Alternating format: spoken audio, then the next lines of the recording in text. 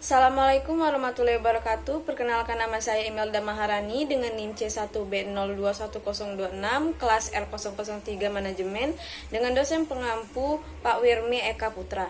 Di sini saya akan menjelaskan tentang jurnal penyesuaian neraca lajur, jurnal penutup perusahaan jasa. Materi pertama itu ada jurnal penyesuaian. 1. Pengertian jurnal penyesuaian. Ayat jurnal penyesuaian adalah jurnal yang dibuat pada proses pencatatan perubahan saldo di dalam akun yang pada akhirnya akan mencerminkan saldo pada jumlah yang sesungguhnya. Jurnal penyesuaian adalah jurnal yang digunakan untuk melakukan proses pencatatan saldo pada akun-akun tertentu dan dapat mencerminkan jumlah yang sebenarnya sebelum berlanjut ke proses penyusunan laporan keuangan. 2. Fungsi jurnal penyesuaian. Jurnal penyesuaian terdapat fungsi jurnal penyesuaian yang perlu Anda ketahui. Berikut beberapa fungsi jurnal penyesuaian, yaitu 1. Agar pada akhir periode akun real, yaitu harta, kewajiban, dan modal menunjukkan keadaan yang sebenarnya. 2. Dapat menetapkan saldo catatan akun buku besar pada akhir periode sehingga setiap perkiraan saldo real, khususnya perkiraan harta dan kewajiban, menunjukkan jumlah yang sebenarnya. 3. Dapat digunakan dalam menghitung setiap perkiraan nominal atau perkiraan pendapatan dan beban yang sebenarnya selama periode yang bersangkutan. 4. Agar akun-akun nominal, yaitu akun pendapatan dan beban, dapat diakui dalam suatu periode dan menunjukkan keadaan yang sebenarnya. 3. Contoh jurnal penyesuaian perusahaan jasa. 1. Beban dibayar di muka. Perusahaan membayar asuransi di muka sebesar Rp1.500.000 pada periode 10 Februari 2020 sampai 10 Februari 2021. Maka jurnal penyesuaiannya sebagai berikut. Di sini ada pencatatan pendekatan neraca. Keterangan asuransi dibayar di muka, debit Rp1.500.000, kas, kredit Rp1.500.000. Pendekatan laba rugi. Biaya asuransi, debit Rp1.500.000, kas, kredit Rp1.500.000. 2. Pendapatan diterima di muka. Perusahaan menerima pendapatan sewa untuk 1 tahun sebesar 2 juta dan diterima 31 Juli 2020. Pencatatan jurnal penyesuaiannya seperti ini. Catatan pendekatan neraca ada kas, debit 5 juta, sewa diterima di muka, kredit 5 juta. Dicatat dengan pendekatan laba rugi, kas, debit 5 juta, pendapatan sewa, kredit 5 juta. 3. Beban yang harus dibayarkan. Beban yang masih harus dibayarkan oleh perusahaan adalah gaji karyawan. Gaji karyawan pada bulan Februari dibayarkan di tanggal 1 Maret 2020 sebesar 4 juta. Sehingga jurnal penyesuaian bulan Desember 2020 sebagai berikut. Beban gaji debit 4 juta, utang gaji kredit 4 juta. 4. Pendapatan yang masih diterima. Terdapat pendapatan jasa yang pembayarannya belum diterima sebesar 5 juta. Maka pencatatan jurnal penyesuaian pada 31 Desember 2020 adalah piutang jasa debit 5 juta, pendapatan jasa kredit 5 juta. 5. Penyusutan peralatan. Penyusutan peralatan juga masuk ke dalam penyusutan aktiva tetap. Saat penyesuaian dilakukan, nilai aktiva tersebut disusutkan selama periode berjalan dan masuk ke beban penyusutan aktiva. Misalnya, perusahaan mempunyai kendaraan seharga 90 juta dan mempunyai umur 5 tahun, tidak terdapat nilai sisa pada akhir waktu ekonomis. Sebelumnya, kamu menghitung nilai penyusutan kendaraan seperti berikut ini. Penyusutan tahunan, 1 bagi 5 kali 90 juta dikurang 18 juta. Pencatatan di jurnal penyesuaian sebagai berikut. Beban penyusutan dan kendaraan adalah debit 18 juta, akumulasi peralatan kendaraan, kredit 18 juta. Dengan jurnal penyesuaian tentu membantu kamu untuk melakukan penyesuaian pada akun-akun pada periode sebelumnya dengan yang akan datang. Selanjutnya, materi selanjutnya ada neraca lajur. 1. Pengertian neraca lajur. Worksheet atau neraca lajur merupakan lembar yang memuat data akuntansi perusahaan selama satu periode. Penyusunan neraca lajur ini berperan penting bagi perusahaan karena akan memudahkan dalam rekap data sebelum dilakukan penyesuaian. Neraca lajur merupakan komponen yang digunakan untuk memeriksa buku besar setelah mengalami penyesuaian.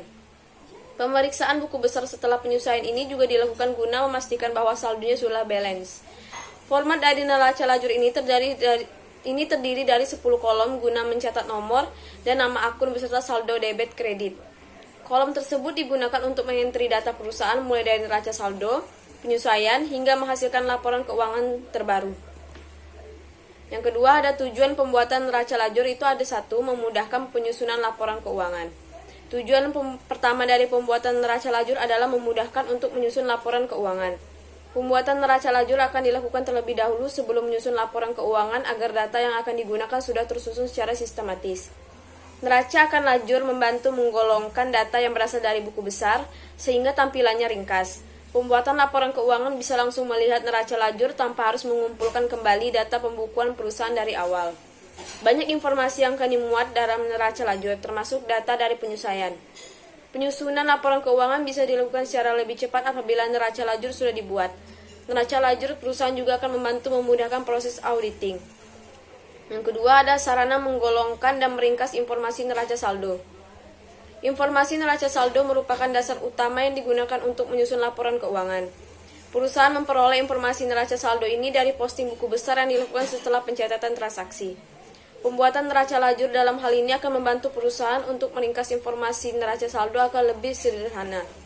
Di samping itu, komponen ini juga membantu menggolongkan akun-akun di dalam neraca saldo sesuai dengan kelompoknya, sehingga penyusunannya akan berurutan. Ringkas informasi neraca saldo ini akan memudahkan perusahaan saat melakukan pengecekan buku besar, guna memastikan bahwa hasilnya sudah balance. Selanjutnya, ringkasan informasi tersebut akan diolah kembali dalam neraca lajur dengan memasukkan komponen penyesuaian. 3. Meminimalisir kesalahan. Tujuan dari pembuatan neraca lajur yang berikutnya adalah untuk meminimalisir adanya kesalahan laporan ke depannya. Format neraca lajur yang ringkas memudahkan para penggunanya untuk memahami data di dalamnya. Di samping itu, susunan neraca lajur yang sederhana juga akan membantu perusahaan menemukan data dengan cepat. Kesalahan pembukuan perusahaan pada umumnya terjadi pada saat proses penyusunan laporan keuangan akibat adanya komponen yang harus diperhitungkan. Potensi kesalahan ini akan terjadi ketika pihak yang bersangkutan tidak teliti dalam menganalisa data pembukuan. Perusahaan bisa meminimalisir kesalahan tersebut dengan cara membuat laporan keuangan terlebih dahulu. Laporan keuangan bisa disusun dengan mengacu pada neraca lajur karena tidak membingungkan untuk dipahami dan tampilannya ringkas, sehingga meminimalisir adanya kesalahan input. 4. Memperkirakan hal yang mungkin akan terjadi. Keberlangsungan usaha merupakan salah satu hal yang penting untuk dipertimbangkan. Perusahaan bisa memperkirakan hal yang mungkin terjadi dalam keberlangsungan usahanya melalui neraca lajur. Salah satu perkiraan yang bisa dilihat di dalam neraca lajur adalah saldo kas dan hutang. Pihak perusahaan bisa memperkirakan bagaimana harus menyalurkan saldo kas tersebut serta melunasi kewajibannya. Perusahaan juga bisa melihat saldo modal terbaru dalam neraca lajur untuk digunakan sebagai perputaran operasional. Nilai saldo yang ada di neraca lajur cukup relevan untuk digunakan untuk memperkirakan hal yang akan terjadi. Meskipun laporan keuangan yang lengkap dan lebih rinci belum selesai dipersiapkan. 3. Fungsi neraca lajur. Yang pertama, itu ada digunakan untuk meringkas data. Fungsi pertama dari pembuatan neraca lajur adalah untuk meringkas data keuangan perusahaan. Data tersebut bisa dilihat melalui dari jurnal hingga posting buku besar. Neraca lajur dapat meringkas saldo yang sudah diposting melalui buku besar tersebut. Data yang ada di dalam buku besar terdiri dari banyak kolom, sehingga cukup menyulitkan untuk dijadikan sebagai patokan pembuatan laporan keuangan. Ditambah lagi karena di sana ada terlalu banyak lembaran. Hal ini bisa diatasi dengan keberadaan neraca lajur yang akan meringkas data dari buku besar tersebut. Ringkasan data yang ada dalam neraca lajur sudah cukup mewakili bagaimana kondisi keuangan perusahaan dalam satu periode. Dokumen pembukuan yang lainnya tetap bisa disimpan untuk melakukan auditing lebih lanjut. 2. Mengevaluasi transaksi yang ada. Evaluasi transaksi yang pernah terjadi perusahaan selama satu periode juga bisa dilihat di dalam neraca lajur. Cara mengevaluasi transaksi melalui neraca lajur adalah dengan melihat perubahan saldo yang ada pada setiap akunnya. Menggunakan neraca saldo sebagai acuan untuk melakukan evaluasi transaksi akan membuat pemeriksaan semakin efisien. Perusahaan juga bisa langsung menemukan perubahan saldo pada akun tertentu dengan cepat. Fungsi dari melakukan evaluasi melalui neraca lajur adalah agar perusahaan bisa mengetahui perkembangan kegiatan operasional selama satu periode akuntansi. Hasil evaluasi transaksi yang ada di neraca lajur bisa digunakan sebagai bahan untuk pengambilan keputusan. 3. Sarana menyusun laporan. Fungsi utama dari pembuatan neraca lajur adalah dijadikan sebagai dasar untuk menyusun laporan keuangan. Komponen yang akan dimasukkan ke dalam laporan keuangan sangat banyak, sehingga dibutuhkan neraca lajur agar proses penyusunan ini bisa lebih efisien. Neraca lajur juga akan Neraca lajur juga akan membantu menampilkan data laba rugi dan neraca terkini yang bisa dijadikan sebagai dasar penyusunan laporan perusahaan. Selanjutnya, perusahaan bisa mulai menyusun laporan perubahan ekuitas dari laba rugi yang disediakan melalui neraca lajur. 4. Prosedur perusahaan yang kreditable. Neraca lajur termasuk dalam proses penyusunan akuntansi yang kredibel bagi perusahaan. Pencatatan keuangan perusahaan dianggap lengkap dan mumpuni apabila mencantumkan neraca saldo di dalamnya. Di samping itu, kualitas pembukuan juga tidak bisa diragukan lagi dengan adanya komponen ini. Prosedur penyusunan ini sebenarnya harus bisa dipenuhi oleh perusahaan untuk berjaga-jaga apabila sewaktu-waktu ada auditing dari pihak eksternal. Pembuatan neraca lajur ini nantinya akan memudahkan perusahaan dalam menjelaskan perkembangan keuangan dalam satu periode. 5. Melihat kegiatan harian perusahaan. Hubungan neraca lajur dengan evaluasi transaksi adalah untuk melihat kegiatan harian perusahaan. Pada umumnya, perusahaan yang berjalan dengan baik memiliki catatan transaksi di setiap harinya. Transaksi ini akan lebih ringkas jika sudah digolongkan melalui neraca lajur. Kegiatan harian perusahaan pada mulanya akan disertai dengan dokumen pendukung untuk dicatat ke dalam jurnal. Selanjutnya, perubahan saldo setiap akun akibat adanya transaksi di dalam perusahaan akan dipotong ke dalam buku besar. Saldo yang ada di dalam buku besar inilah sumber untuk melihat kegiatan harian perusahaan dan perubahan saldo akun. Evaluasi kegiatan harian tersebut bisa digunakan untuk memutuskan transaksi apabila yang akan dilakukan perusahaan untuk mendukung kegiatan operasional. 4. Contoh neraca lajur perusahaan jasa. Sari saldo neraca saldo 31 Maret 2020. Kita bisa lihat di sini ada kas di debit 10.800, piutang usaha 5.600, asuransi dibayar di muka 4.800, peralatan 120.000, perlengkapan kantor 2.600, utang usaha di kredit 4.800, utang wesel kredit 80.000, modal Nyonya Sari ada 60.000 di kredit, Thrive Nyonya Sari di debit 2.000, pendapatan salon kredit 9.800, beban gaji 6.400 di debit, beban listrik debit 1.600, beban iklan ada debit 800. Totalnya semuanya ada 154.000 di debit dan kredit 154.600. Informasi tambahan penyesuaian. Adanya tarif premi asuransi sejumlah 400.000 per bulan. Perlengkapan yang masih tersisa di gudang sampai 31 Maret 2020 sebesar 2 juta. Jumlah penyusutan peralatan per bulan sebesar 1.800.000. Bunga yang masih harus dibayarkan perusahaan atas utang wesel 31 Maret 2020 adalah sebesar 1 juta. Kita bisa lihat di sini jurnal penyesuaian perusahaan jasa Sari Salon tadi. Selanjutnya ada neraca lajur perusahaan jasa, kita juga bisa lihat tadi. Dijadikan laporan keuangan perusahaan jasa. Oke, selanjutnya kita akan masuk ke materi selanjutnya, jurnal penutup. 1. Pengertian jurnal penutup. Pengertian jurnal penutup adalah ayat jurnal yang dibuat pada akhir periode akuntansi untuk menutup akun sementara. Jurnal penutup melibatkan pemindahan saldo akun-akun pendapatan dan beban, modal melalui ikhtisar laba rugi, dan pemindahan saldo akun Thrive ke akun modal. 2. Tujuan jurnal penutup.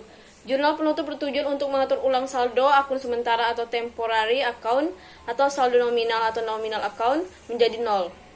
Dengan begitu, pada periode selanjutnya semua saldo nominal jumlah saldonya nol. Akun sementara harus ditutup. Untuk menghindari kerancuan laporan keuangan, contoh pendapatan perusahaan sebesar 50 juta pada tahun 2020, pendapatan 50 juta ini tidak bisa diakui sebagai pendapatan perusahaan di tahun 2021. Bagaimana dengan akun real seperti harta dan kewajiban? Harta perusahaan senilai 100 juta akan tetap sama nilainya sampai periode akuntansi berikutnya. Begitupun kewajiban, berapapun nilainya di periode akuntansi selanjutnya akan tetap menjadi kewajiban yang harus dilunasi perusahaan. 3. Fungsi jurnal penutup. 1. Menghitung jumlah laba atau rugi dari akun pendapatan dan beban. 2. Menolkan saldo akun sementara ke akun modal untuk pencatatan periode berikutnya. 3. Menghitung modal akhir periode. 4. Akun-akun dalam jurnal penutup. 1. Ada akun pendapatan. 2. Akun beban. 3. Akun ikhtisar laba atau rugi. 4. Akun Thrive. 5. Kita bisa lihat di sini ada contoh jurnal penutup perusahaan jasa. Dalam contoh jurnal penutupan perusahaan jasa di sini kita bisa lihat pembahasannya, jurnal penutup akun pendapatan. Cara menutup akun pendapatan yaitu dengan memindahkan rekening akun pendapatan ke rekening ikhtisar laba atau rugi. Caranya cukup mudah, yaitu dengan menempatkan akun pendapatan berkebalikan dengan posisi saldo normalnya. Saldo normal pendapatannya itu kredit, sehingga untuk menutup pendapatannya itu dengan menempatkan akun pendapatan pada posisi kredit. Contoh jurnal penutup untuk menutup akun pendapatannya itu sebagai berikut. DB, pendapatan jasa 15 juta, KR, ikhtisar laba atau rugi 15 juta. Jurnal penutup akun beban. Cara menutup akun beban yaitu dengan memindahkan rekening akun beban ke rekening ikhtisar laba atau rugi. Caranya cukup mudah, yaitu dengan menempatkan akun beban berkebalikan dengan posisi saldo normalnya.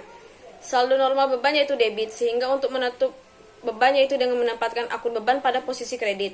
Contoh jurnal penutup untuk menutup akun beban yaitu sebagai berikut. DB ikhtisar laba atau rugi 88 juta, KR beban usaha 8 juta. Jurnal penutup ikhtisar laba atau rugi.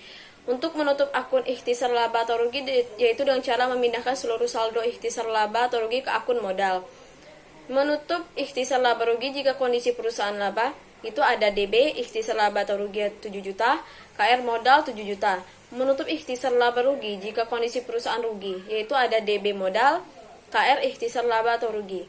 Jurnal penutup akun Thrive. Untuk menutup akun Thrive, caranya yaitu dengan memindahkan akun Thrive ke akun modal. Contoh jurnal penutup untuk menutup Thrive yaitu DB modal ada 2 juta, KR Thrive 2 juta. Hanya itu yang bisa saya sampaikan mengenai pembahasan jurnal penyelesaian neraca lajur jurnal penutup perusahaan jasa. Jika banyak kesalahan dalam makalah di situ atau PPT, saya ucapkan mohon maaf. Saya akhiri, wassalamualaikum warahmatullahi wabarakatuh.